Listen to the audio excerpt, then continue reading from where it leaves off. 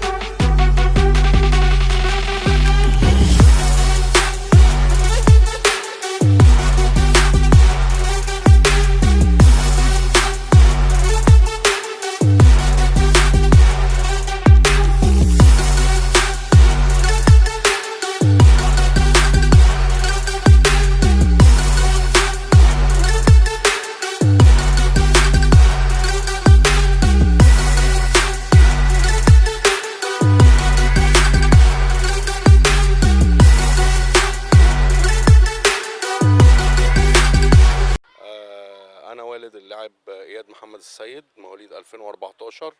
انضم للأكاديمية في شهر 6 اللي فات، يعني 6 2024. وفي تقدم ملحوظ في اللعب، وبيتطور يوم بعد يوم، بيتطور معاهم. وطبعا ده مجهود كابتن أحمد ثابت وكابتن أيمن ياقوت وكابتن سيد طبعا وكابتن هاني الجندي. الناس طبعا يعني على أعلى مستوى وشايفين شغلهم الصراحة. بسم الله الرحمن الرحيم. أنا والد اللاعب يوسف محمد علي 2007 وآدم محمد علي 2014. أنا منضم للأكاديمية بقالي حوالي 3 شهور، والحمد لله في تحسن كبير جدا بالنسبة لأداء الأولاد، وأنا شايف في تقدم، وشايف إن في شغل بيتعمل حلو قوي. وبالنسبة للصغيرين بيتعمل لهم شغل بدني وشغل تكتيكات بيتعودوا عليها، بيتعلموها حلو جدا. وانا مبسوط جدا وبشكر الناس هنا، ناس محترمه جدا وفي قمه الاخلاق، ودي اهم حاجه، ان احنا في وسط مجموعه بجد، سواء اولياء امور سواء لعيبه، كلهم ناس محترمين جدا، ناس مدربين محترمين جدا. انا سعيد جدا بوجودي في اكاديميه نادي الاسماعيلي باسكندريه.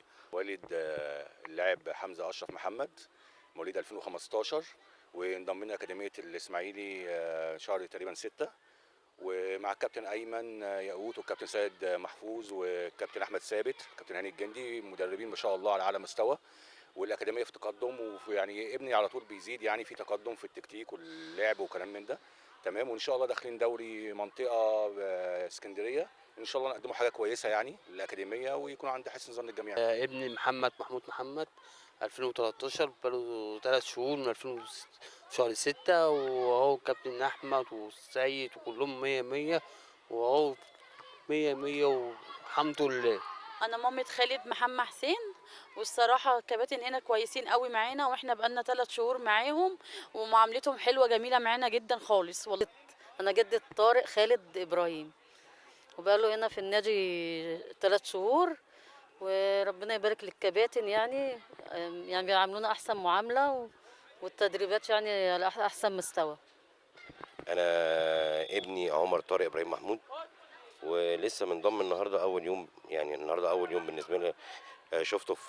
شفت النادي الاسماعيلي في الفيس، واتصلت بالكباتن. بصراحه كان قمه الاحترام، وكان مجاوبين جدا معايا ومحترمين جدا بصراحه. ولما جيت هنا شفت التمرين، عجبني جدا بصراحه، وربنا يوفقهم يا رب، يكونوا مستقبل حلو باذن الله. والد زياد محمد عبد المنعم ومصطفى محمد عبد المنعم، هم توأم، واحد بيلعب ارض ملعب والتاني حارس مرمى. مواليد 2009. بصراحة هنا من أول الكباتن المدير كابتن أحمد ثابت والكابتن أيمن. وبالنسبة لكابتن هاني اللي هو بتاع حراس المرمى من أحسن الكباتن بصراحة، وكابتن سيد والكابتن وجدي وكل الكباتن اللي هم على أرض الملعب بصراحة مهتمين. وأنا بشكر الجميع بصراحة، وبشكر النادي الإسماعيلي، وبشكر كل النادي والقائمين على الفريق إن شاء الله، وبالتوفيق يا رب. طب دلوقتي انا ابني اسمه مصطفى وحيد مصطفى 2011، فقدمت له في الاختبارات والحمد لله برضو نجح والحمد لله. وانا بدي شكري كله للمدربين بصراحه اللي هنا بلا استثناء، لان الناس محترمه جدا جدا جدا، واتمنى لهم التوفيق يا رب ان شاء الله. والد الكابتن مصطفى يونس، ابني انضم من حوالي شهر ونص كده، مواليد 2009، بيلعب هاف يمين. والقائمين الكابتن احمد ثابت، بس يعني واخد باله منهم والتمام التمام والتمارين وكله. وبعدين اسم النادي الاسماعيلي فوق كل اسم عريق في الكره المصريه، وليه تاريخه في الكره الافريقيه كمان. شكرا.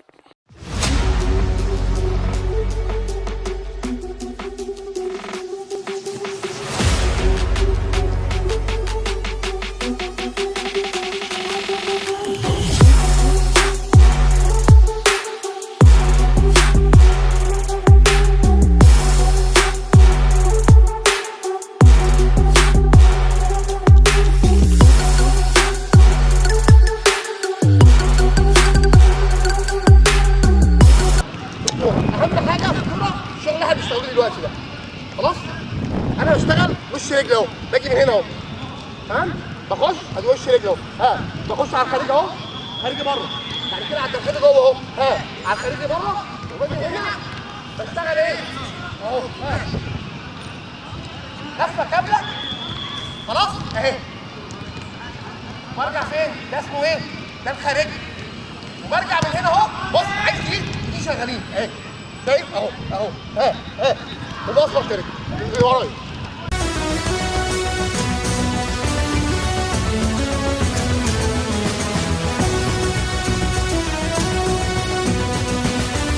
معاكم كابتن سيد محفوظ، مدرب في اكاديميه الاسماعيلي. طبعا الحمد لله رب العالمين، احنا بقالنا تقريبا شهرين بنشتغل في اكاديميه الاسماعيلي.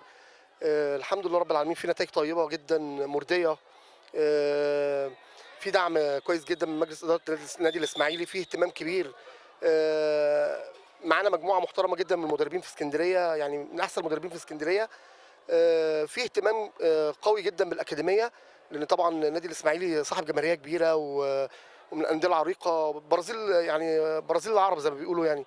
فالنادي الاسماعيلي طبعا قيمه كبيره، فلازم ان احنا نشتغل عشان اولا عندنا اهداف، ان احنا عندنا مواهب في اسكندريه طبعا كتير جدا، فاحنا عايزين يبقى لينا يعني لعيبه في نادي الاسماعيلي. طبعا ده الهدف الاول من الاكاديميه. احنا عاملين الاكاديميه اولا فرع في اسكندريه عشان نطلع اللعيبه الموهوبه كلها في اسكندريه نوديها الاسماعيليه، النادي الاسماعيلي. طبعا شرف لاي حد طبعا انه يلعب في النادي الاسماعيلي. طبعا تاني حاجه، بنحاول على قد ما بنقدر ان احنا نشتغل مع الولاد، بنفهمهم، معانا اعمار صغيره جدا، في مواهب كويسه جدا في الاكاديميه. ان شاء الله يعني احنا بنوعد جماهير الاسماعيلي ان شاء الله ان هيبقى في مواهب كتير قوي من اسكندريه في فريق الاسماعيلي. دايما كل الفرق في مصر عامه يعني بتعتمد على اولادها، فالاكاديميه دي معموله الهدف الاول ان هي تفرغ لعيبه لنادي الاسماعيلي. وان شاء الله نقدر نعمل كده، لان في مجموعه مدربين زي ما بقول لحضرتك كده، زي ما حضرتك شايف كده، بيشتغلوا على الحته دي. عايزين الموضوع مش موضوع مادي خالص، بالعكس احنا الموضوع بالنسبه لنا موضوع عايزين نعمل حاجه كويسه، عايزين نعمل حاجه كويسه باسم نادي الاسماعيلي.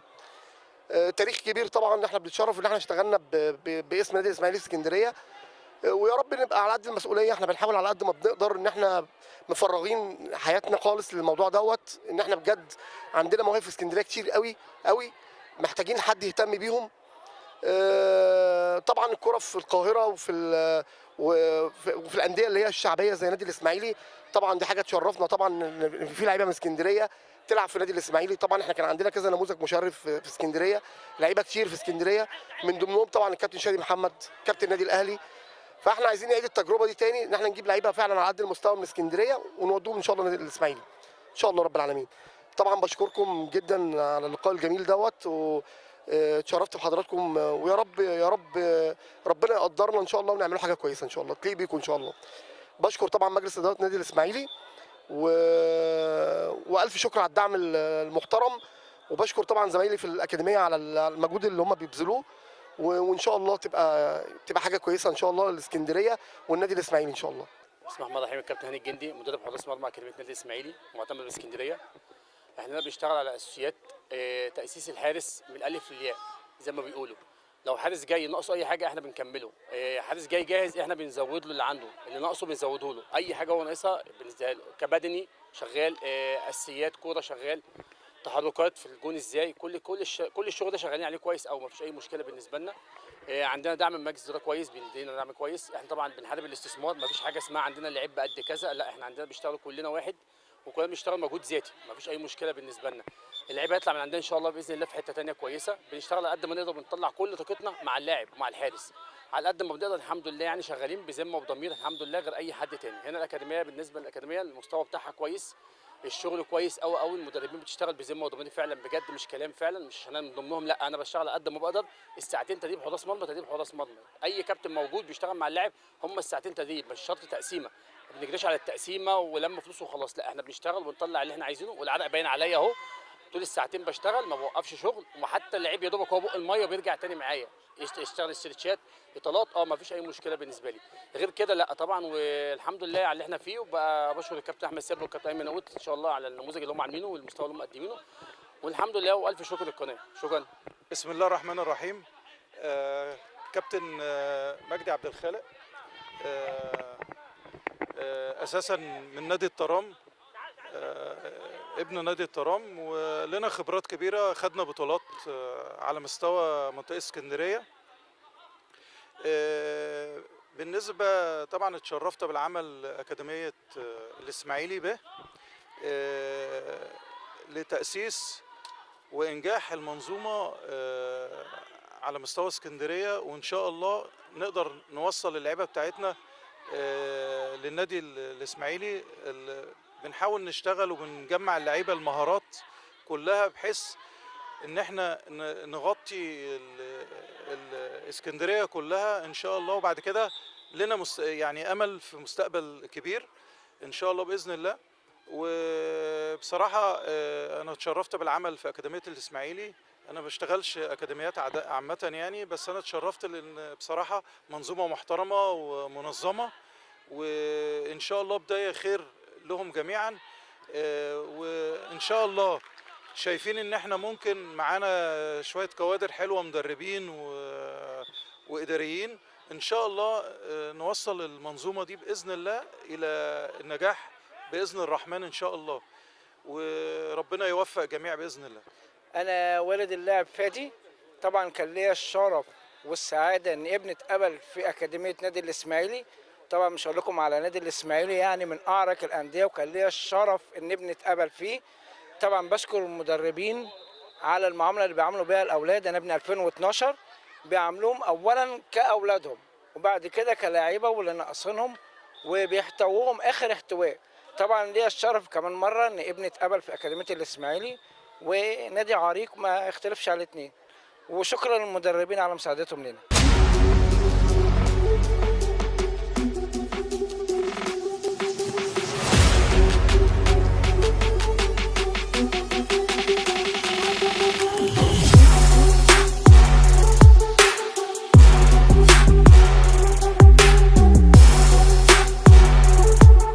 ورجعنا لكم تاني تقرير الهام والحصري من داخل أكاديمية نادي الإسماعيلي. خلوني أرحب بكابتن أحمد ثابت مدير فني الأكاديمية. برحب بيكم، منورنا كابتن.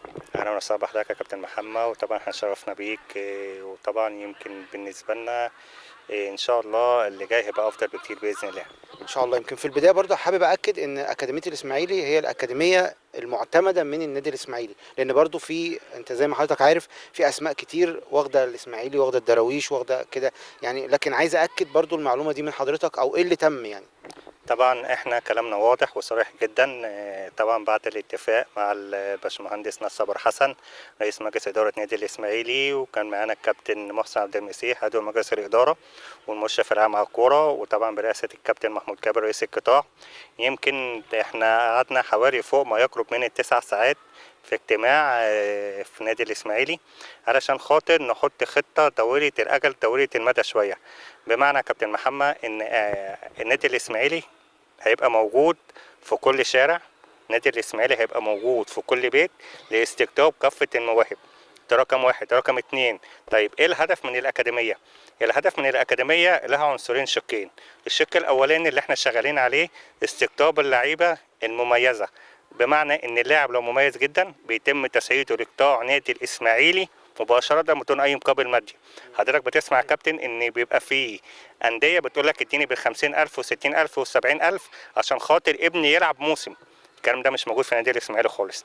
نادي الإسماعيلي لا، ده انا هاخدك هعمل لك عقد رعايه هصرف عليك بدون اي مقابل مادي. طيب الاولاد اللي محتاجه تجهز يا كابتن محمد، الوقت محتاجه تجهز حاليا دلوقتي احنا اذاعه مراب 11 كبير عندنا ان احنا هنلعب منطقه اسكندريه، دوري منطقه اسكندريه باسم نادي خورشة اسماعيلي به اسكندريه، بحيث ان اللاعب اللي ناقصه اي شق فني هيتم زيادته من خلال الملعب، بمعنى ان انا هبتدي اشتغل عليه وازوده. طيب هنرجع لنفس النقطه الاولانيه. طيب انا فرصه ابني ايه اللي ما اتقبلش في اول مره وداخل قطاع الف؟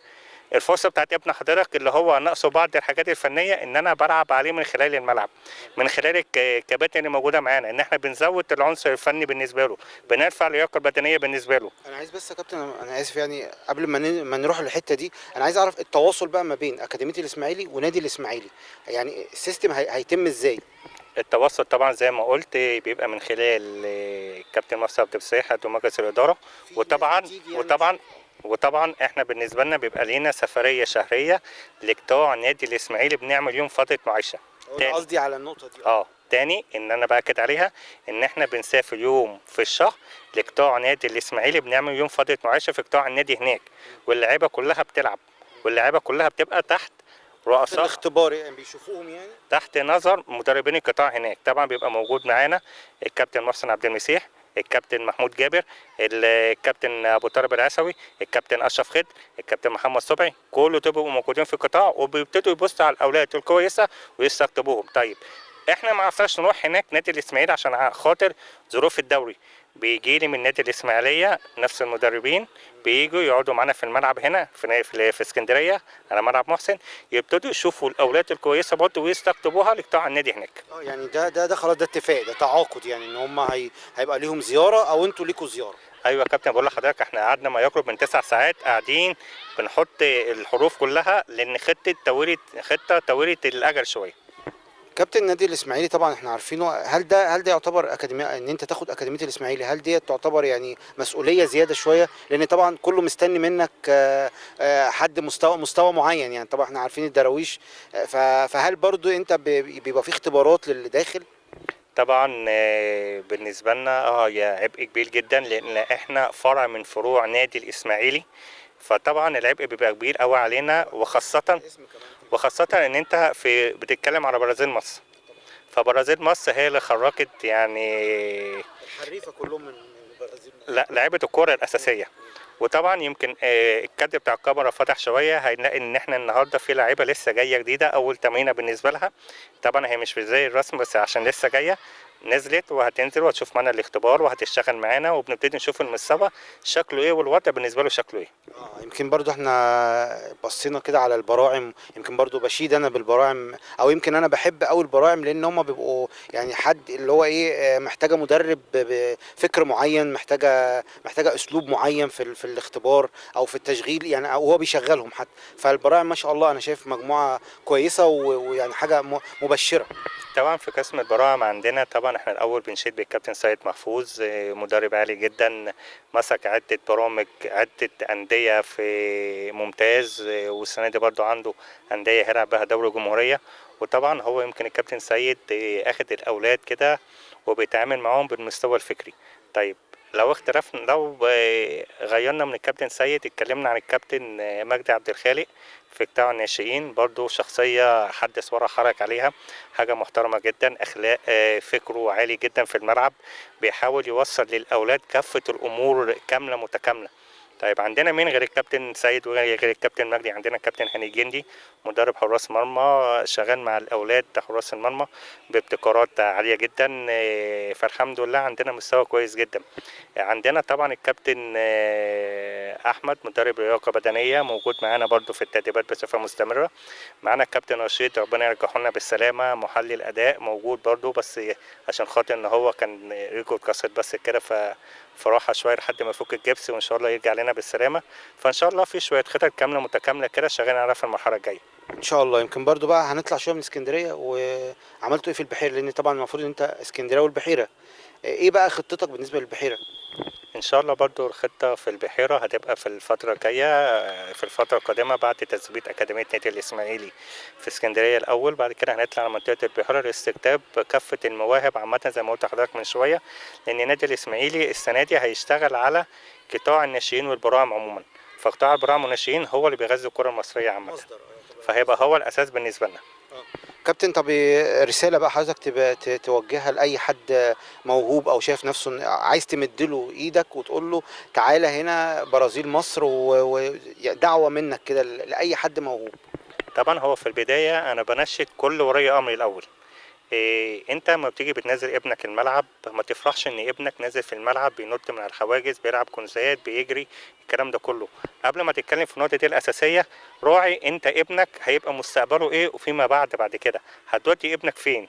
احنا لما جينا بنتكلموا ان احنا بنقضي على الاستثمار، ان احنا عايزين نساعد الولد في كل شارع وفي كل بيت وفي كل حاره، احنا بنتكلموا بالبلدي وفي كل حاره، وفي نفس الوقت عايزين نمد يد العود ان انا زي ما قلت لحضرتك ان اللاعب المميز بيتم تسييده لقطاع الناشئين وقطاع البراعم بنادي الاسماعيلي ألف بدون أي مقابل مادي. مش هتلاقي حد هيقول لك اديني 70,000، ومش هتلاقي حد يقول لك اديني 60,000، ومش هتلاقي حد يقول لك اديني 50,000، لا ده بالعكس النادي الإسماعيلي يا كابتن هو اللي بيتحمل كافة المصاريف الإدارية كاملة متكاملة، وهو اللي بيعمل عقد رعاية للاعب، وهو اللي بيتبناه من الألف للياء. دي برضو حاجة كويسة وانت اكدت عليها كذا مرة، يعني دي طبعا دعوة منك لأي حد موهوب يجي لك هنا. قول لي بس المواعيد يا كابتن، وفي ملعب محسن كده مواعيدك ايه عشان لو حد كده ممكن يجي لك يعني؟ مواعيدنا أيام الثلاث والجمعة على ملعب محسن من الساعة 7 مساء للساعة 9 مساء أيام الثلاث والجمعة. ان شاء الله بالتوفيق يا كابتن كده، واحنا كل مره بنيجي فيها، يمكن انا طبعا مش اول زياره ليا في لاكاديميه الاسماعيلي، بس هو اول تسجيل. احنا بنشوف مستويات اعلى، بنشوف تدريبات اعلى ما شاء الله، وبنهنيك وان شاء الله بنتمنى لك كل التوفيق في المرحله الجايه ان شاء الله. هو الحمد لله الاولاد عندنا في مستوى متصاعد، ويمكن بقى هقول لحضرتك مفاجاه بقى كابتن محمد، ان اكاديميه النادي الاهلي في اسكندريه هنا عرضت على الكابتن ايمن يقود وعرضت عليا ان هي تاخد من عندنا كافه البراعم السنه دي، ان هي تاخدها عندها. ويمكن طبعا دي لسه حاجه جديده، بس طبعا احنا ولادنا حصري لينا، حصري للكابتن محمد، بس احنا طبعا ولادنا احنا اللي شغالين عليهم، احنا اللي واقفين في ظهرهم، احنا اللي هنقدر نساعدهم، مش محدش تاني يجي ياخدهم ويجي يساويهم على فلوس. احنا مبدأ الفلوس يا جماعه يعني يمكن مش موجود عندنا نهائي، احنا ما عندناش مبدأ الفلوس، احنا المبدأ الاساسي ان الاولاد عندنا هي تبقى ولاد نادي الاسماعيلي نفسه. ان شاء الله بالتوفيق يا كابتن، والف شكر على اللقاء الجميل ده والممتع بالنسبه لي. تحياتي لحضرتك وشخصك الكريم يا كابتن محمد.